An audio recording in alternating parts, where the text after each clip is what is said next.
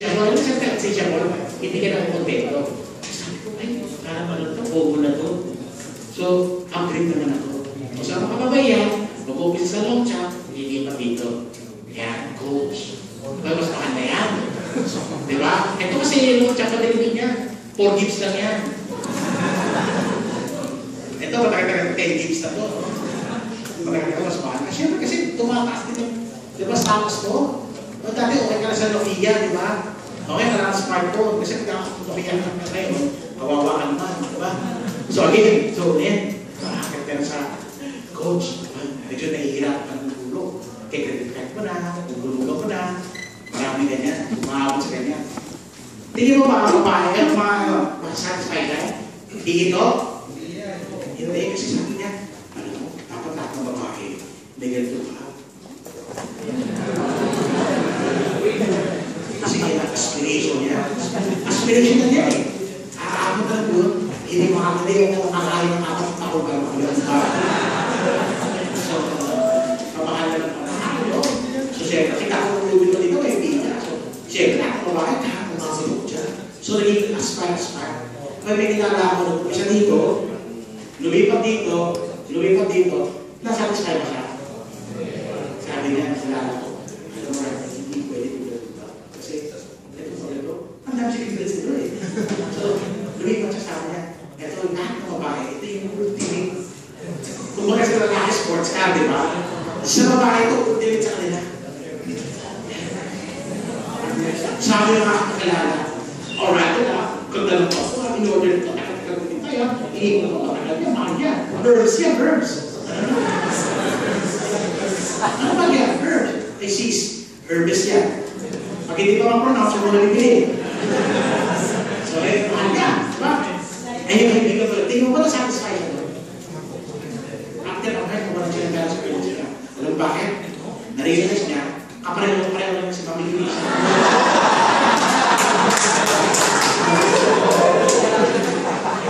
Pag-iirang ba ito, ang dami pamilya niya? Pareho lang kami? See, the problem with spending is that it never will satisfy for you. Kaya kapag ito ka ng self-control sa loob mo, hindi ka maging problema niya. Parang sapatos pa niya. Diba? Kung mga babae na yung sapatos, agree sa day. Agree. Wala ka pala ng babae na yung sapatos. Right? So, marami kilala. Kawawa ng mga kulang sa sapatos. Hindi ba kayo na? Eh, lalaki, ganda, diba? Makakat lang. Okay. So, sa puno ng sapatos ko. So, maraming sila. Punta sa... Kaya, sino ito may asawa? Lalaki may asawa. Lalaki may asawa ko kaya girlfriend.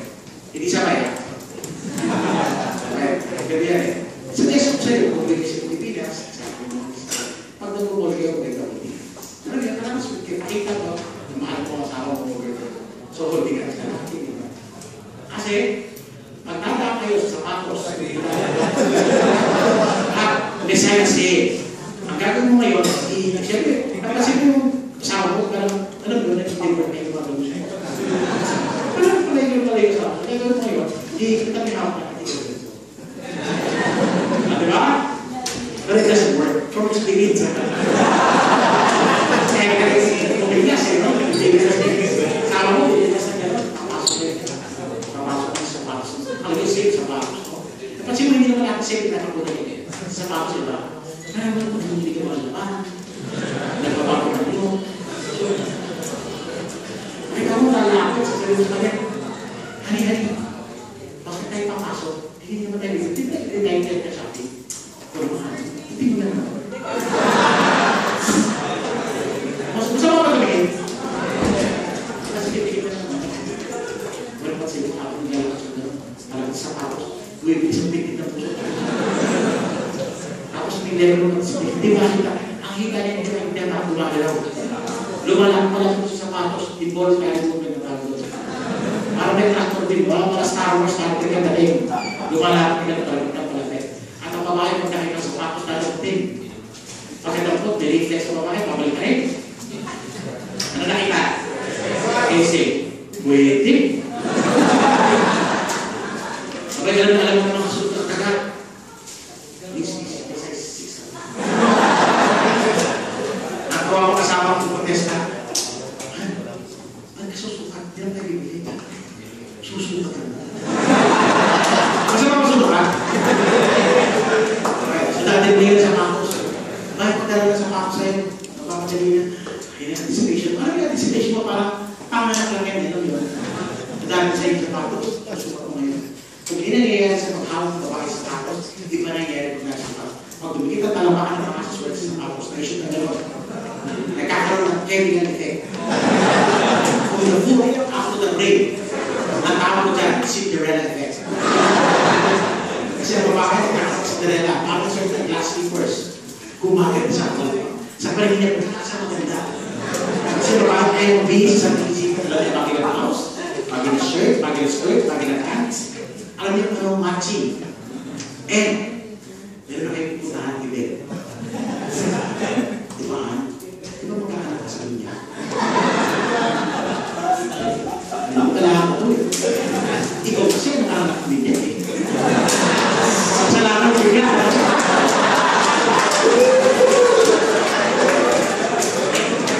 Siyempre eh. Mga mister, mga boyfriend. At that point, hindi tayo nakikita. Siyempre, babae. Imagine yan eh. Imagine yan.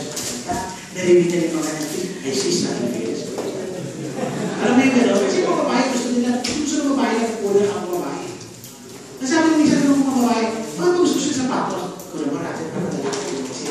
Ginagawa rin nila, para sa mga partners naman sa buhay natin. So, ginagawa niya para sa akin. Gano'n. At kailangan ko sabihin nila, sis ha, ibihan ko from the men. Kailangan ko sabihin sa inyo, na kami mga lalaki, hindi kami tumitingin sa sapatos ng babae. Bigyan naman hindi sa maps mo. Diba? Natuga na to. Sabi, puro mo lang na, kay Jake, okay nga yung friend ko. Gusto niya shoes ko. Boyfriend na tila na. Ay, sisindi boyfriend na tila na. Ang best friend na yan. So ayan, ginagawa. So again, ginagawa nila for the attention of the others. So again, sabi niya, okay. So, at that point in time, nakasing, Marcos, ganda-ganda siya, imagine niya na, sinamahan ko. Ito, mister, boyfriend. Subukan niya ko siya. Try mo lang, there and there. Tingin mo, pwede? Bakit? Kasi ang mga asawa, ang mga tulad by nature, forgiving yan. Pero not forgetting.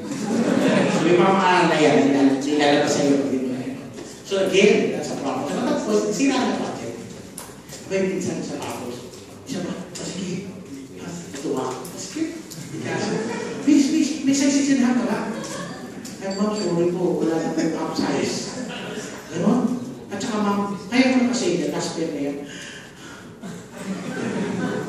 Ganon? Last pair na? Ay, gano'n ba natutuwa? Pero papakita, no?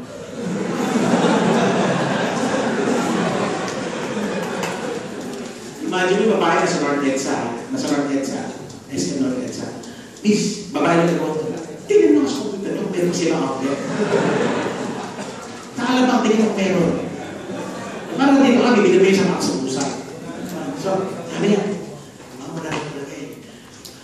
Ay, ko naman, butuwa ka, di ba? Alam ko sa gas, pero mapakita. Sabi sa'yo, meron mo, sa'yo gano'n. Delikado yan. Kailangan ano ka, yung compassionate. Yung, alam mo, sweet ka ba? Di ba niya, ayaw na lang naman. Ano sa mga nakatawa ka? Sasabihin na kayo, sasabihin ka muna. Hindi talaga eh. Bakit talaga sa matay ko lang hinahanap ko eh. Pero hindi na nakita. Kasi yung babae, kung may hinahanap niya yung perfect pair of shoes, nahahanapin niya sa tanong buhay niya. At hindi makita kung eternal compost niya. Please po ba ito? Ano ba mga masikip? Di ba eh? Mag-a-adjust din niya. Mag-a-adjust. Lalaki siya pa, so lilit yung paa. But on a budgetary concern, ano nangyayari sa budget mo? So what I'm saying is, para na yan, with that happens out. Yung mga lalaki ganun din ha, sa ibang bagay lang. Di ba, gadget, sasakyan, ay mga bagay-bagay na kayo pinag-usap ang pag-ibig. Now, yun ang problema. Kaya nga, kailangan distinguish wants and needs. Di ba? Every time you spend, meron yung want and need. Hindi naman natin sinabi na huwag ka naman ka-want. Importante rin naman yan. Pero balansin mo lang. Baka nasosobra ka sa wants mo, may needs mo, hindi na nagaganap. Or, nasosobra ka sa wants mo, hindi ka na nakaka-prepare for the future. So that's a balancing act that you have to do. Ang suggestion ko sa inyo po, kung binili mo yung libro ko, meron mo sample cash flow dyan. Ang suggestion ko sa inyo, gawin yung cash flow mo. Matuto kayo mag-lista na pera pumapasok at pera lumabas. Example, 75,000 ngayon net na ay meron fixed expense. Diba? Rent, electricity, water, transport. Diba yan, lululang mo. Total of 50,000. Kasha ba yung 70,000 mo? Kasha. Kasha nilagay mo rito. Yung wants, like discretionary. Mobile phone, movies, shopping, spa, salon, almost 30,000. So, dinotan mo, nag-negative ka na. Kaya, suggestion ko sa inyo, mamayang gabi, sa mga may asawa ito, pag uwi nyo, kausapin nyo yung asawa nyo. Mula sa Pilipinas, mag-Skype kayo, mag-Viber kayo, o naman, Facebook, pag-usap kayo, at mag-agree kayo sa working budget niya. Okay? Kailangan mag-agree kayo, hindi yan isang tao na dinigtig ng budget. Asawa yan, mag-agree kayo.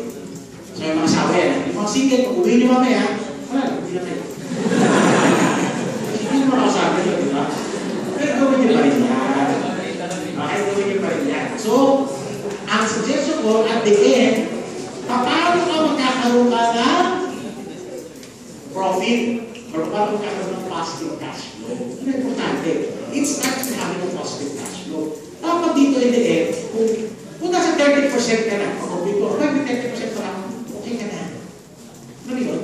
Huwag ka lang, push ka doon, pero doon fix what's not broken. Pero magkakita mo, una negative to. Ang kailangan mo gawin is umalis sa pagka-negative. Diba? Or kung masyado paliit yan, paano ka sa taas, sundahan ka sa taas ko.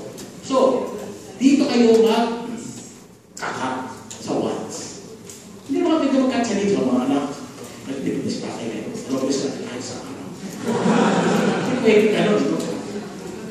Mga anak, mag-tipis na kayo.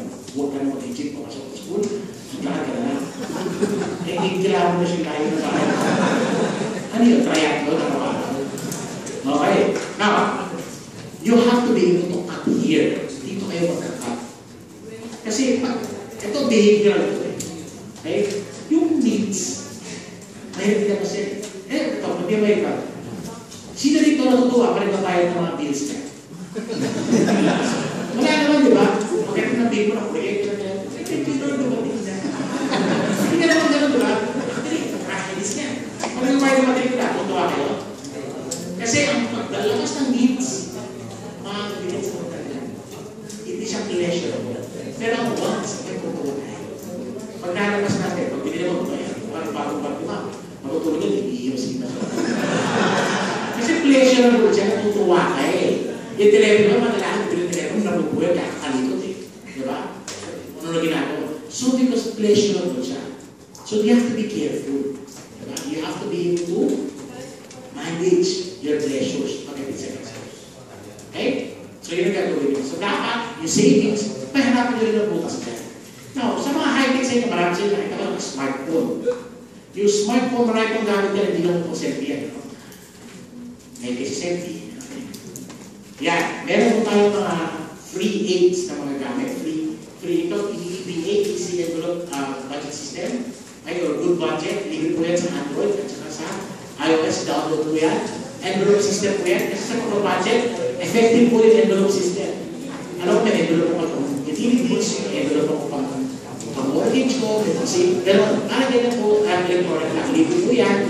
So, kung meron po kayong meron po kayong pagkagamit na yan, pwede po gamitin yan. Alright? So, again, that's a free app that you can use. Wala po presyo sa akin yan, ha? Ginatest ko lang po. Gusto po, ganyan ginagamit. Alright? Always remember, sabi nga ni Dave Ramsey, ako po, fan po ko ni Dave Ramsey, hindi po ko maliwanag yung sa akin, hindi po ko maliwanag, pero fan po ko ni Dave Ramsey, so check nyo DaveRamsey.com. Pag-ganyan po yung mga podcast niya, very, very practical. Sabi ni Dave Ramsey, finance, Dave Ramsey, Dave Ramsey, si Elizabeth Ramsey, RAMSQ1.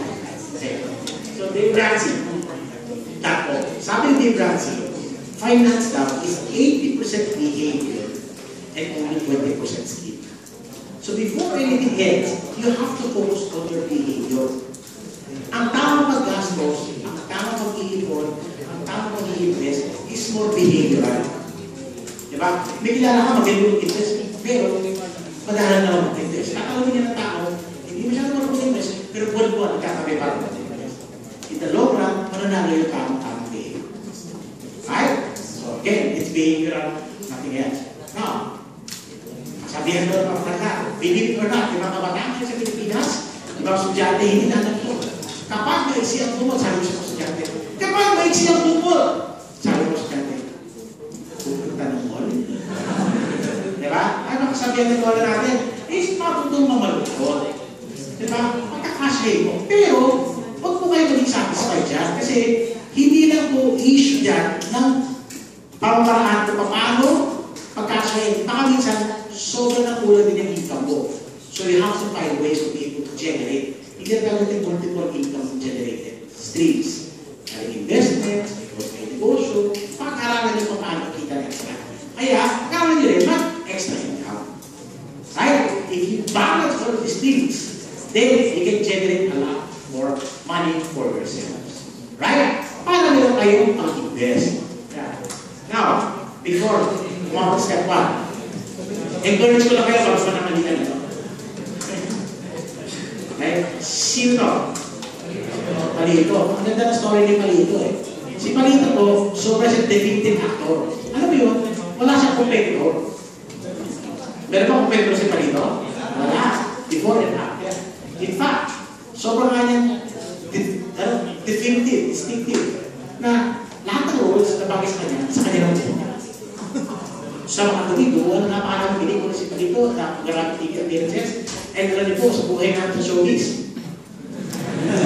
Kaya, ang buhay sa showbiz ganito. Ikinikita niyo, multiply niyo by 5 to 10 times, ganun po kinikita nila.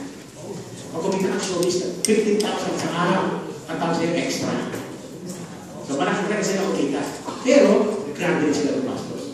So, story ni Palito, nung mamamatay na, wala na pera ng gamot, nag-ambag-ambag ng pera mga kamag-anak niya, kaibigan niya, at mga tao sa industry, para lang, mapagamot siya, hanggang namatay siya, pati yung pagpapalibig niya, ang pagkabagawa ng tao.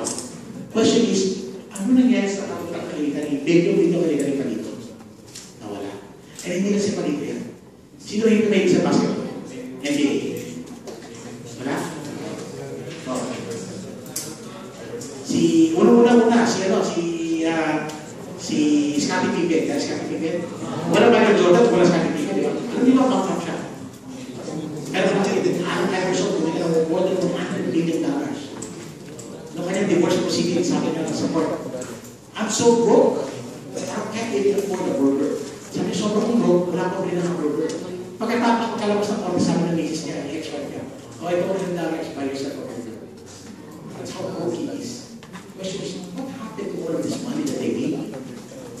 Okay? And ito, nasagot ko kay galing sa Bible. Okay? Ano din naman yung Bible, no? Hindi makapano malikabok na hindi binulusan. Right?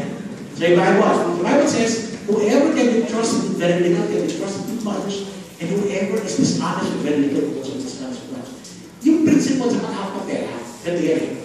Pagkakaunti ang pera mo, kailangan marunong kayo mawa. Kasi dapat ng panahon, lalaki yan, dadalhin niya yung disiplina niya sa pagkakapag ng pera. Yung pera na makakunti, hindi niyo ma-manage. May lumaki na income, hindi niyo ma-manage. Kaya napansin niyo, tumatakas ang income nyo, hindi ba rin kinakakito? Bakit? Dala-dala niyo yung behavior nyo. So the Bible teaches us to be honest with the little things. Because when you're honest with the little things, you will be honest with the big things. Kung marunong ka mag-handle, mag-manage sa maliit na bagay, kaya mo rin na handle yung maliit na bagay. In fact, ready ka na, kumahandle na bagay. Amen?